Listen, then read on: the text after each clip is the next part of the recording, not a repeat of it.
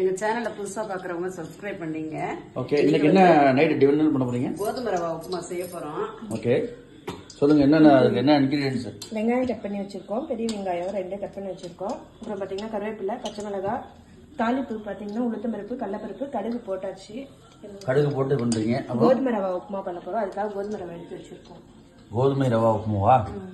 Right, okay. இது என்ன எப்படி பண்ணுவீங்கன்னு சொல்லுங்க, ஷார்ட்டா சீக்கிரமா சொல்லுங்க. முதல்ல எல்லாம் போட்டு தாளிச்சுக்கணும். தாளிச்சுட்டு வெங்காயம், பச்சை மிளகாய் எல்லாம் போட்டு நல்லா வதக்கிட்டு தண்ணி கொஞ்சம் ஊற்றிக்கணும். அது தண்ணி கொதிக்கும் போது கோதுமை ரவா போட்டு செய்ய வேண்டியதுதான். ஸோ 2 ஜாம்பவான்கள் 2 பேரும் சேர்ந்து செய்ய போறீங்க. ரைட்.